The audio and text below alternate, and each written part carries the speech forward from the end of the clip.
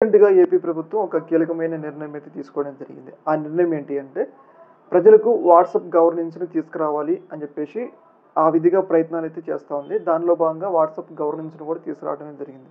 దీనిలో భాగంగా 161 సేవలను ఏదైతే ప్రభుత్వం నుంచి ప్రజలకి ఎలాంటి సేవలొస్తాయో, క్యాస్ట్ సర్టిఫికేట్ గాని, ఇన్‌కమ్ సర్టిఫికేట్ గాని, డెత్ సర్టిఫికేట్ గాని, ఇక ఎలాంటి రకాల సర్టిఫికేట్‌లనైనా గాని ఇంట్లో వాట్సాప్ ద్వారానే అప్లై చేసుకుంటే డైరెక్ట్‌గా ప్రభుత్వం తరపున ప్రతినిధులు ఇంటికొచ్చి ఆ యొక్క నివేదికలు ఇస్తారు. ఆ యొక్క సర్టిఫికేట్‌లు ఇచ్చే విధంగా ప్రభుత్వం ప్రయత్నాలైతే చేస్తోంది. దానిలో భాగంగా మొదటి విడతగా 161 సేవలనైతే ప్రారంభిస్తూ నిర్ణయం అయితే తీసుకోవడం జరిగింది.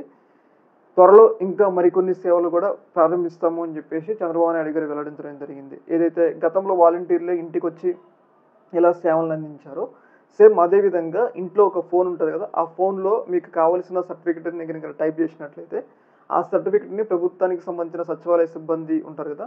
వాళ్ళే ఇంటికి తీసుకొచ్చి ఇస్తారు. ఏందంటే ప్రజలు ప్రభుత్వాల చుట్టూ ఏదైతే ప్రభుత్వ కార్యాలయాల చుట్టూ తిరగకుండా ఇంటికే ఈ యొక్క వ్యవస్థను తీసుకొచ్చేందుకు చంద్రబాబు నాయుడు గారు ప్రయత్నిస్తా ఉన్నారు. దానిలో భాగంగా మొదటి విడతగా వాట్సాప్ గవర్నెన్స్‌లో 121 సేవలనైతే ప్రారంభిస్తూ నిర్ణయం అయితే తీసుకోవడమే జరిగింది.